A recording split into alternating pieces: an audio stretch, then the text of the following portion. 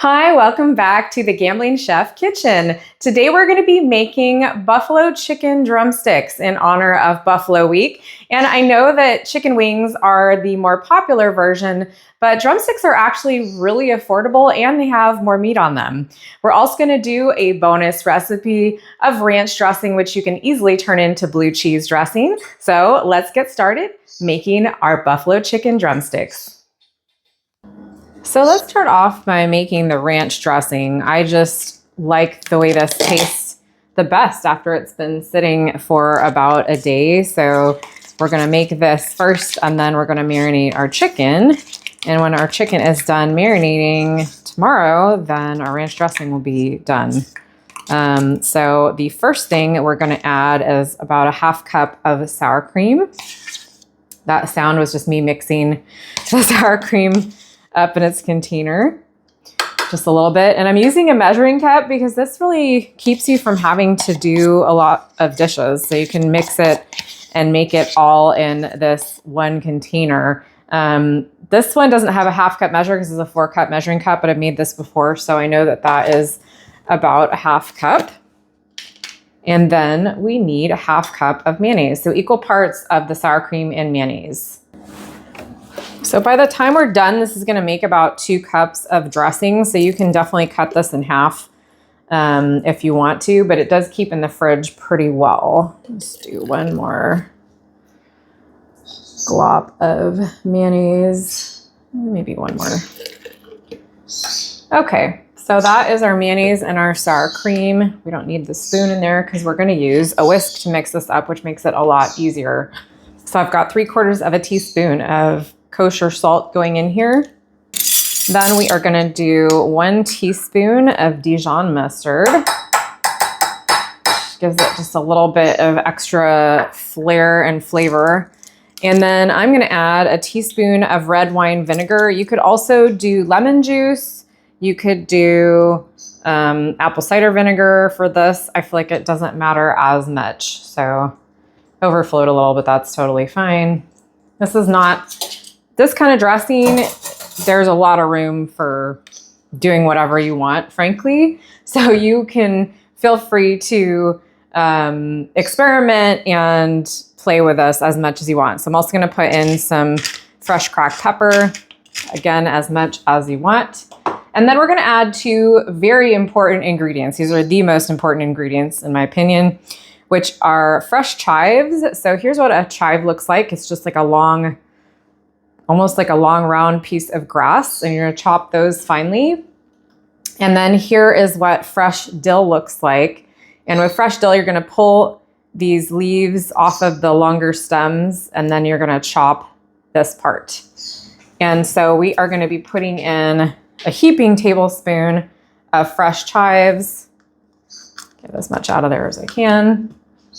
And a tablespoon of fresh dill, which is absolutely delicious. And I found that those really were the only herbs that this needed. So before I put my other liquid in, I'm just gonna give this a mix. It's already looking like pretty ranchy. I love ranch dressing. It's a little hard on my stomach sometimes because of all the dairy, but sometimes I ignore that and I just eat it anyway. Now, I have made this with just heavy cream and it is delicious. So today I'm actually gonna do a mixture of milk and heavy cream. I don't have a lot of heavy cream left, so this is probably honestly like a tablespoon that's going in, maybe a little bit more than a tablespoon. And we'll see how it tastes with the milk. It's obviously gonna be a lot less caloric. And you're gonna add that until you're happy with the consistency. And again, you know, it's going to make about 2 cups by the end of the day. It's going to be about 2 cups of dressing that you're making. And I think we're probably pretty good on the liquids. I think I added just enough. So that looks really good to me. Again, it's going to sit and thicken up just a little bit in the fridge also. I moved my measuring cup because I have some glare coming in on my countertop. That's really not helping, but here is our dressing and I am going to give it a little taste, see how we did. It's delicious. It's definitely not like as rich as if you do just the cream, but it's still perfectly delicious with the milk. So experiment, see if you want it with all cream, see if you want it with some milk and some cream, maybe you want to do all milk. Either way, it's going to turn out very well. And this is just going to sit in the refrigerator. And again, I think it's best the next day, but you can also have it right away. So we'll get to making our chicken in just a second. Okay, in my beautiful stainless bowl here, I have an entire quart or 32 ounces of buttermilk. This is the 2% milk fat kind. I prefer that. There's some that are a little bit less milk fat, but I don't think they taste as good. So this is 2 teaspoons of salt, kosher salt. We're gonna kind of make it's like a buttermilk brine almost that we're going to be putting our chicken in.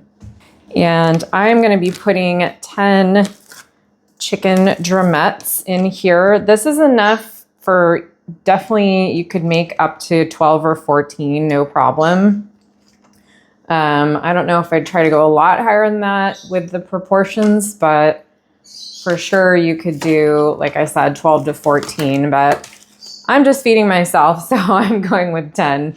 So I've got the 10 drumsticks in there. This is really cold. If your drumsticks are a little bit frozen, that's totally fine. I've done that also. This is actually going to be marinating overnight, so it's not a problem.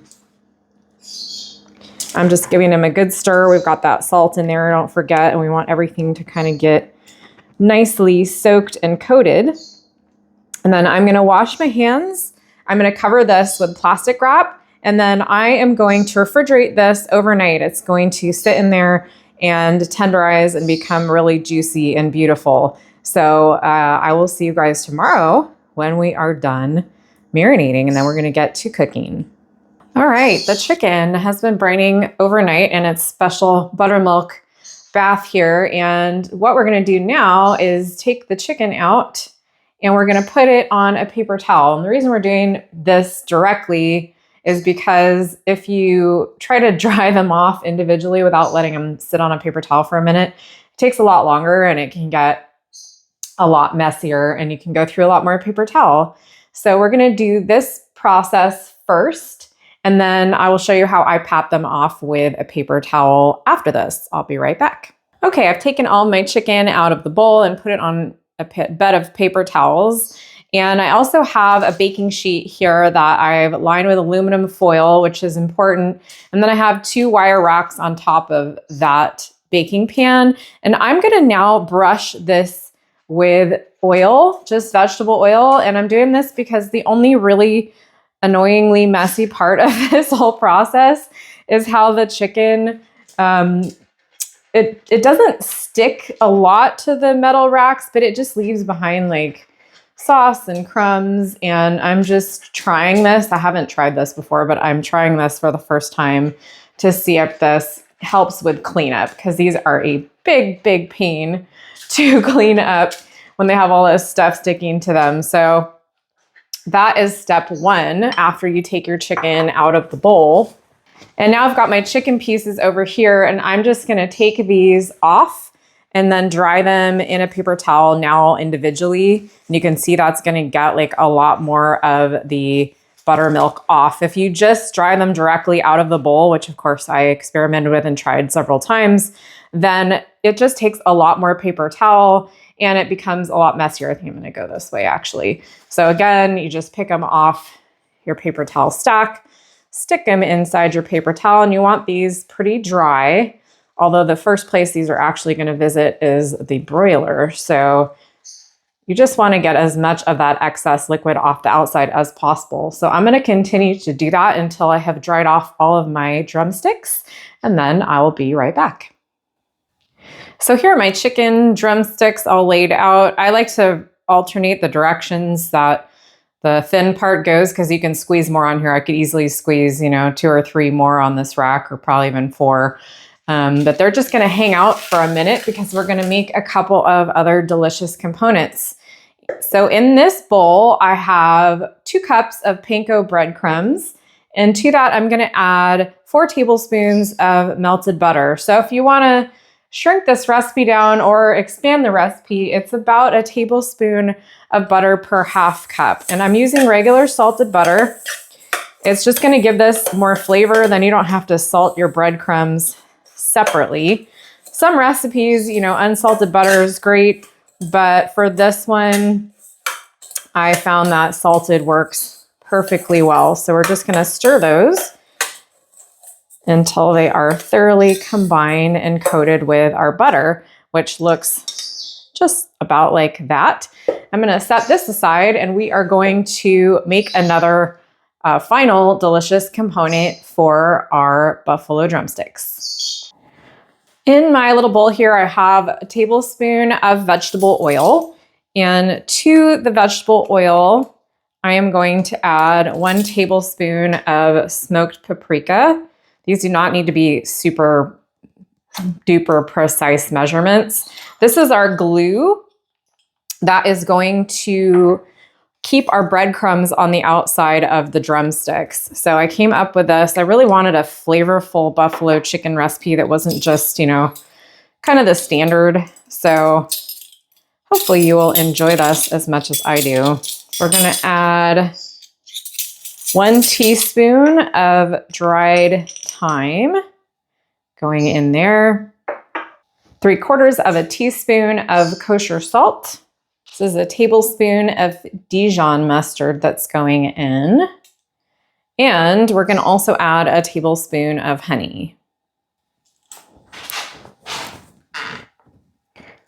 Honey is always a little tricky if you don't have a squeeze bottle, which I don't right now. So gotta cut the jar off before it overflows my spoon.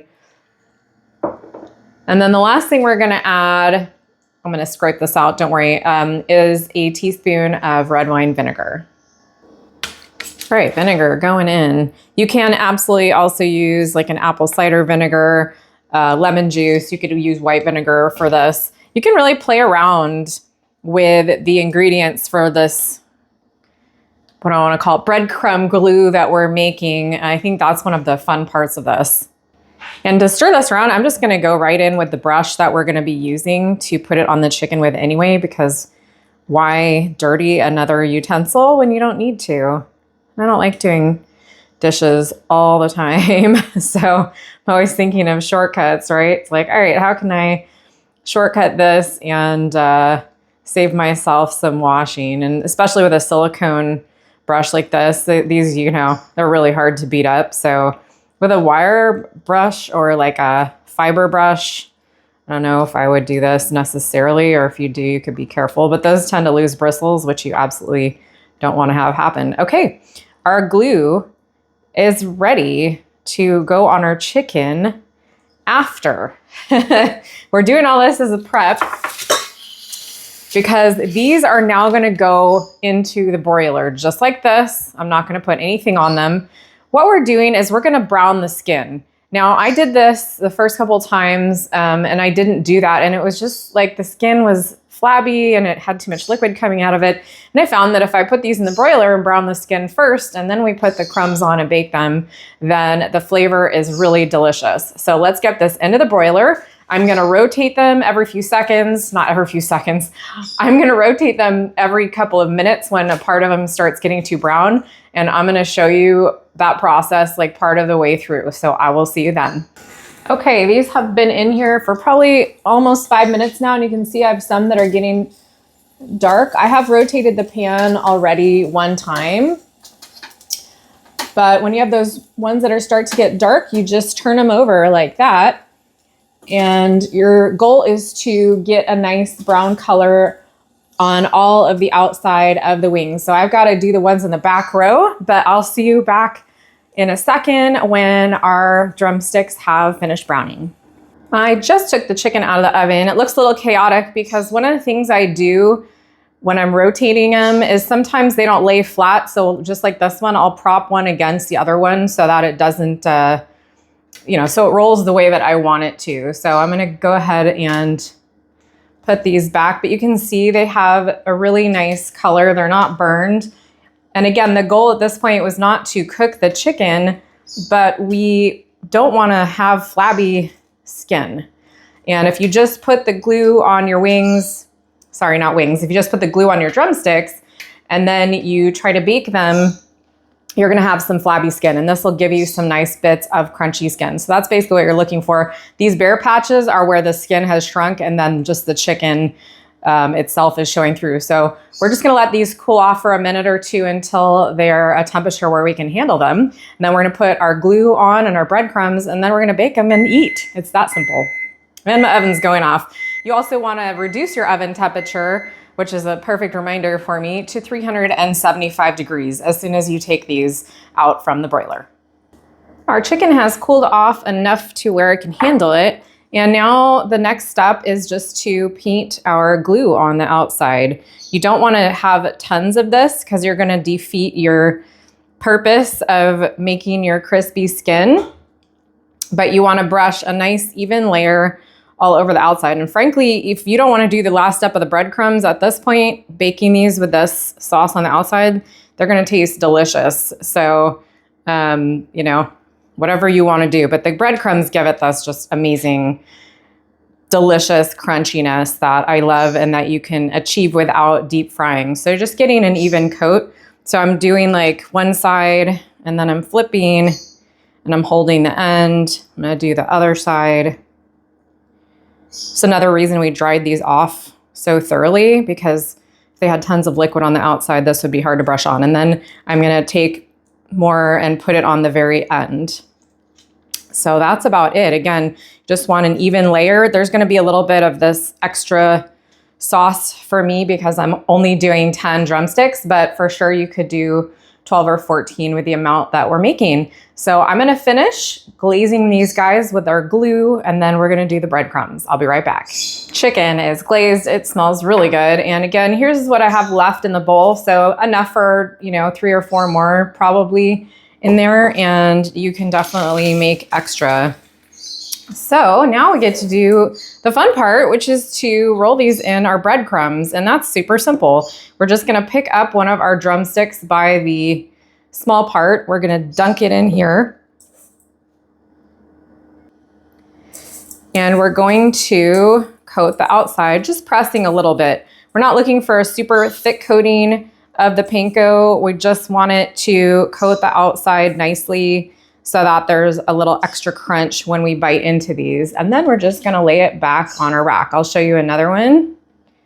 Pick it up, dump it in, press nicely into your drumstick, turn it over a little bit, press a little bit more, pick it up, and onto our rack. So I'm gonna finish doing that with these, and then what I'm gonna do is put these in the 375 degree oven. They're gonna bake for about another 30 minutes or so until they're done. These do vary a lot in size. Let me scoot this over so you can see. Like this one's a little baby one and this one's a huge one. So I think 30 minutes for this one. This one would be probably done in like 20 minutes or maybe even 15. But because there's a bone in the middle of these and we have skin on the outside, they are going to stay moister. So don't worry too much about them drying out. You just want to thoroughly cook them, but you don't want them to be overly cooked. And I'll see you when they're done, because then it's going to be pretty much time to eat. So excited.